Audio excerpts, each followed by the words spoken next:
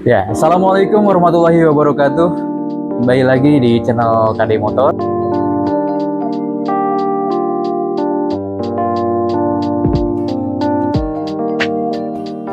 Ya, masih bersama saya Kang Denny. Ya, kali ini kita akan membahas kembali tentang permasalahan kopi susu ya. Ya, karena sudah pernah kita bahas di konten sebelumnya, kita pernah menangani permasalahan kopi susu di unit Blazer tipe SHC ya. Dan kali ini kita akan tangani di unit Blazer tipe 2HC.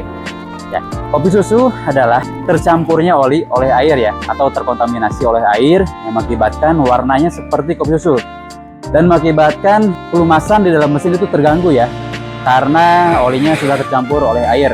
Dan apabila dibiarkan lama akan mengakibatkan kerusakan atau kausan di dalam komponen mesin. Maka dari itu harus langsung kita tangani ya, jangan biarkan lama. Dan khusus untuk sekarang ya, akan kita tangani di unit UHC. Kita belum tahu permasalahannya dari mana, maka dari itu ikuti terus prosesnya. Dan jangan lupa yang belum subscribe terlebih dahulu ya, dan juga aktifkan lonceng notifikasinya agar mendapatkan info-info menarik dari channel KD Motor, khususnya tentang perblazeran. Ikuti prosesnya. Oke, langsung saja kita proses, kita kerjakan. Akan kita lakukan top overhaul ya, atau turun setengah ya. Dengan tahap awal akan kita lepas dulu untuk perintilan-perintilannya, lalu kita lepas bautnya agar cylinder headnya bisa kita angkat.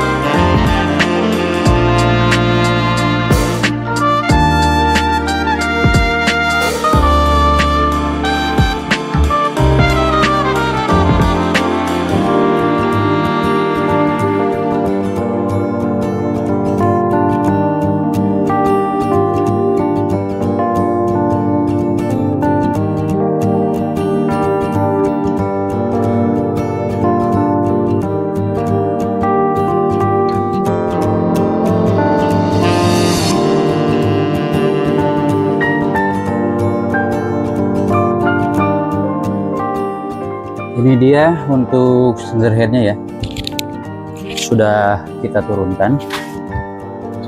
Bisa kita lihat ya, di bagian silinder nomor 1 dan 2 ya, ini ada perbedaan warna.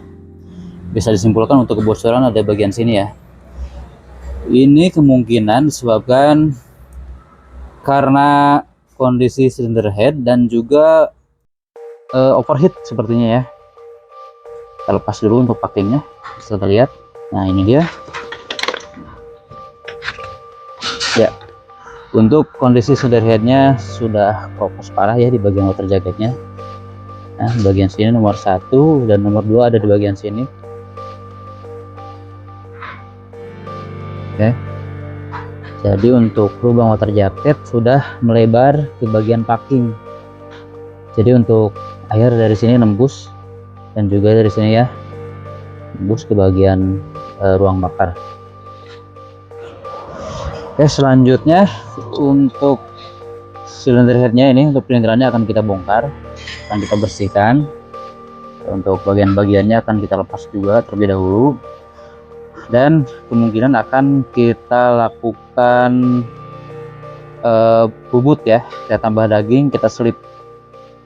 Karena untuk bagian water jacket ini sudah parah ya, ini harus tambah daging terlebih dahulu, baru nanti kita ratakan kembali.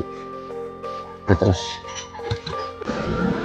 oke, setelah kita cek ulang, ini bisa dipastikan ya untuk kebocoran ya, kemungkinan besar dipastikan karena kondisi cylinder headnya yang sudah kropos ya.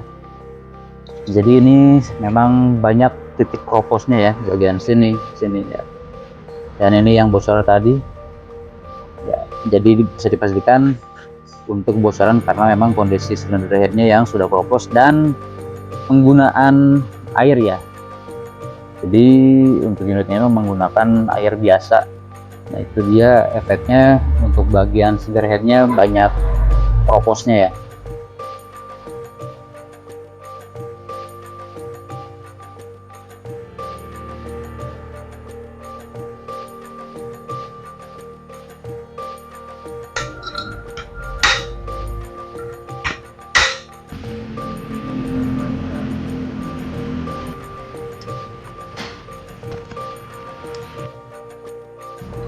Oke, untuk perintilannya sudah kita lepas ya, begitu juga untuk klepnya sudah kita lepas.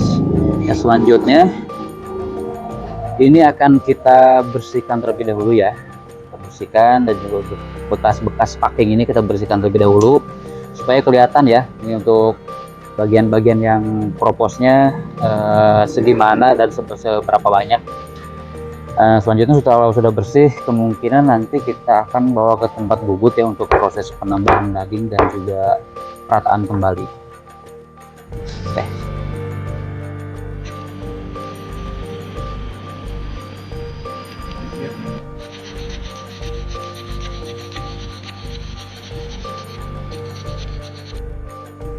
Oke, ini dia untuk semua part-part yang kemarin kita bongkar, lalu sudah kita bersihkan.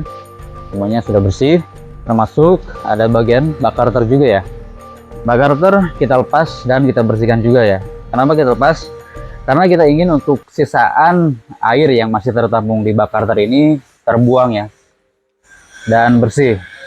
Lalu bagaimana misal kita urgent ya, butuh waktu cepat, atau semisal kita menangani penanganan kopi susu yang di jalan dan butuh penanganan cepat, itu bisa saja ya, tanpa perlu membuka bak karter. Itu bisa kita lakukan dengan cara membilas ya. Ketika semuanya sudah selesai, sudah terpasang, dan ketika kita mau hidupkan, kita jangan dulu pakai oli barunya ya. Kita bisa menggunakan oli bekas, atau kalau nggak ada oli bekas, kita bisa menggunakan minyak goreng yang untuk membilas. Nah, tapi biasanya masih ada sisa-sisaan ya yang masih tergantung di bak karter ini. Biasanya semuanya sudah terbuang, sisa bilasannya masih tertampung ya. Nah, tapi untuk urgent itu bisa saja. Tapi ketika kondisi seperti ini ya, santai, itu bisa kita lakukan pembukaan bak karter. Dan apalagi semisal bak karternya sudah ada rembesan, ya langkah baiknya sekaligus kita bongkar. Dan juga untuk bagian ini ya, cylinder head yang sangat penting. Nah, ini sudah kita bersihkan juga. Nah, selanjutnya ini akan kita bikin dulu. Ini kita memiliki dua opsi ya, opsi untuk cylinder head ini. Yang pertama opsinya yaitu kita lakukan bubut di bagian cylinder head ini. Opsi yang kedua yaitu kita lakukan pergantian cylinder headnya ya, dengan kondisi yang masih bagus. Nah, untuk opsi bubut, sebelum kita bubut, kita lihat dulu ya untuk titik kroposnya ada di mana saja. Ini kebetulan untuk kroposnya banyak ya, jadi ada beberapa titik yang kropos. Dan juga kita lihat untuk ketebalannya ya. Untuk ketebalan di bagian cylinder head ini, apabila sudah mepet ke bagian setting klep, itu biasanya sudah tidak bisa kita bubut. Nah, bisa saja dengan opsi menambah daging di keseluruhan permukaannya, tapi biasanya memakan biaya yang sangat lumayan ya. Dan juga untuk hasilnya ya, biasanya kalau sudah tambah daging full, itu tingkat keawetannya akan berkurang ya. Ya seperti cylinder head ini. Ini bisa kita lihat sebelumnya, ini sudah pernah tambah daging di keseluruhan permukaannya, dan hasilnya seperti ini. Ini kropos kembali karena mungkin ya perbedaan material yang digunakan untuk penambahan dagingnya, dan juga ya yang paling utama dipengaruhi faktor penggunaan airnya ya. Ya, untuk cylinder head ini selanjutnya kita akan komunikasikan dulu dengan ownernya. Jadi opsi mana yang akan kita ambil, apakah membubut cylinder head ini atau mengganti cylinder headnya dengan kondisi yang masih bagus. Sebenarnya untuk biayanya ya, dengan proses pembubutan atau mengganti cylinder headnya itu nggak beda jauh ya, hanya selisih beberapa ratus ribu saja. Dari itu kita akan komunikasikan dulu, dan opsi mana yang akan kita ambil nanti ya. Oke, guys.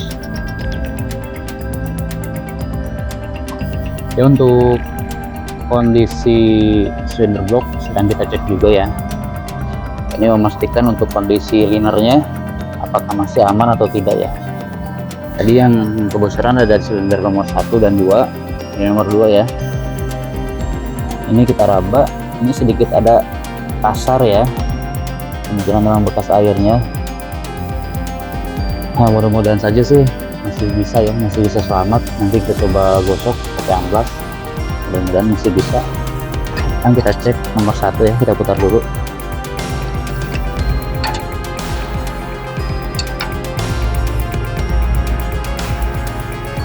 Ya, nomor 1 juga sama ya, ada sedikit kasar di sini. Nanti kita coba bersihkan, lalu kita gosok amplas, mudah-mudahan masih bisa ya, masih aman.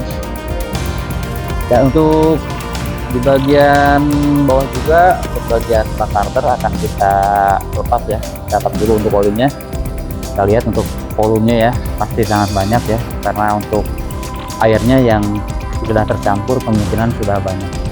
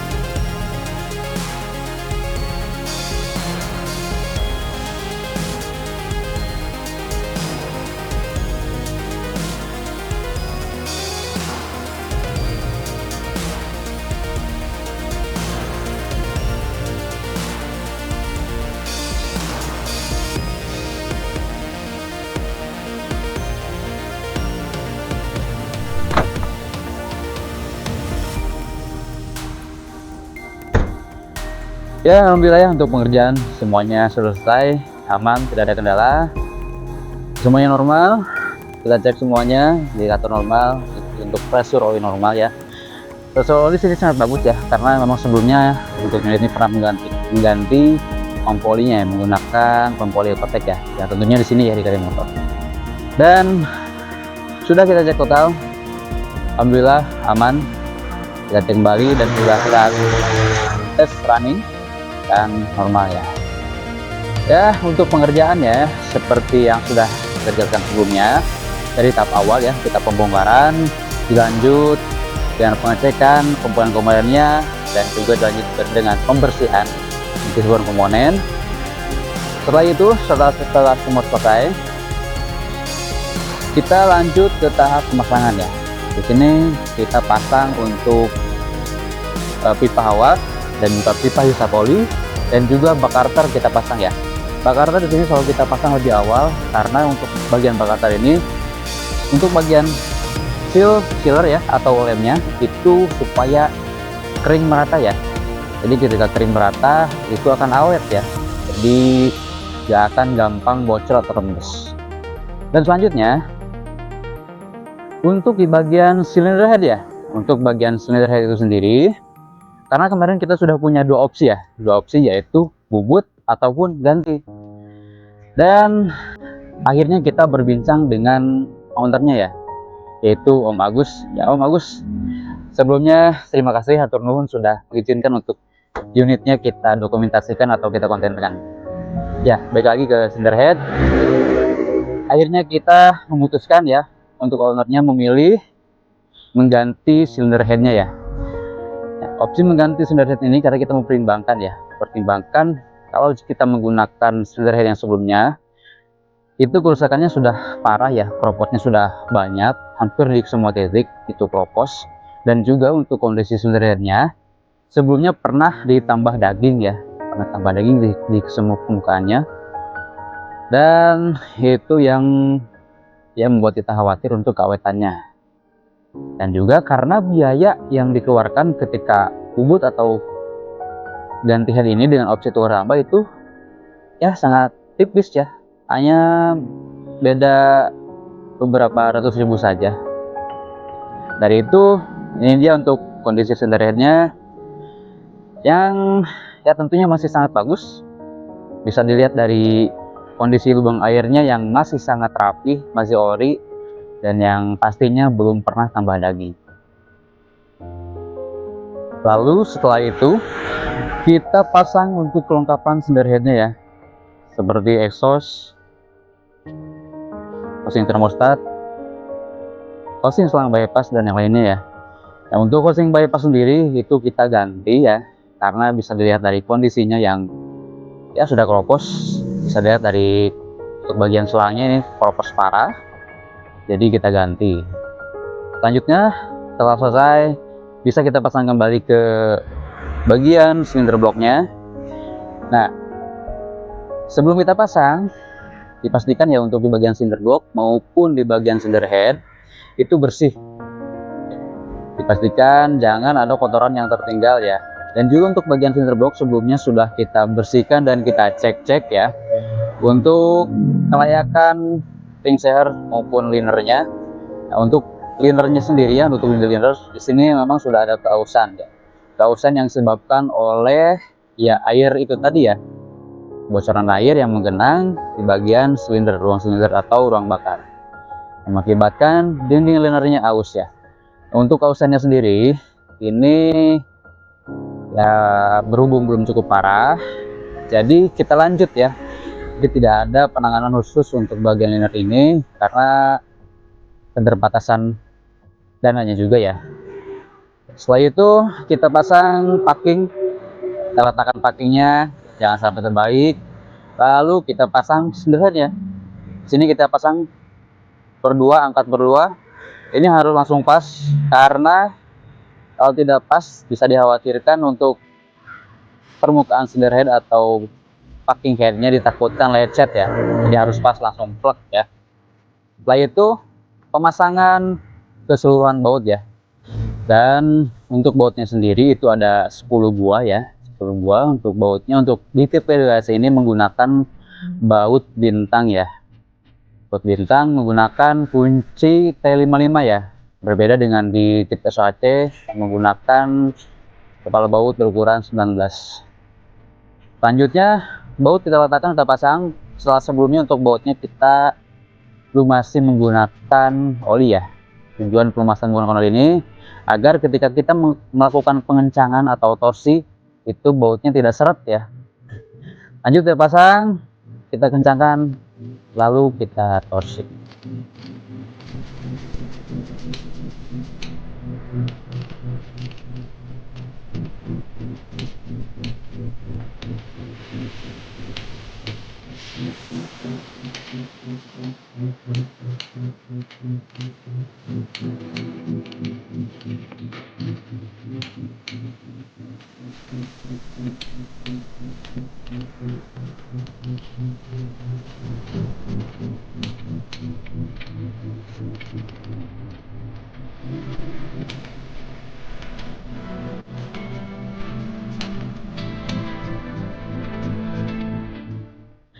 Ya, setelah itu kita pasang keseluruhan untuk HLA ya. HLA di sini kita pasang. Nah, untuk di belajar sendiri untuk pemasangan HLA ini bisa diacak ya. Bisa diacak, kita pasang. Kita kasih sedikit pelumasan, kita semprot-semprot. Lanjut kita pasang kedua noken asnya ya. In dan X kita pasang. Begitu juga untuk seal ya, dan noken as kita pasang juga. Lanjut, setelah selesai kita pasang untuk cover kaleng bagian depan silidernya. Cover kalengnya kita pasang dan dilanjut dengan pemasangan puli noken asnya ya. Puli, in dan X kita pasang. Setelah itu lanjut ke pemasangan cover valve.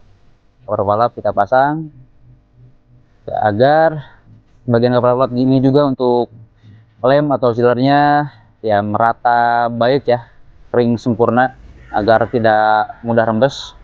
Setelah itu kita pasang di bagian intake. Begitu juga untuk railing injektornya kita pasang ya. Begitu juga untuk kelengkapannya, termasuk soket-soket yang kita pasang. Kita pasang, setelah itu kita berpindah ke bagian depannya, yaitu timing belt.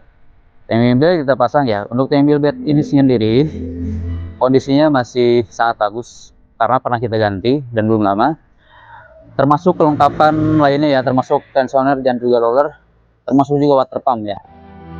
Setelah itu bagian knalpot juga kita pasang, dan juga untuk di bagian depan kita pasang kembali untuk fan belt, tapi untuk covernya belum kita pasang demi memudahkan pengecekan setelah mobil menyala. Dan langsung kita tuang oli ya, filter oli kita pasang, oli kita masukkan, dan juga untuk radiator coolant kita masukkan. Setelah itu kita cek-cek kembali, takutkan ada soket-soket yang tertinggal atau sensor yang belum terpasang, dan kita lakukan pengecekan di supply strum untuk pengapian normal, dan kita jumper untuk bensin naik, lalu kita hidupkan.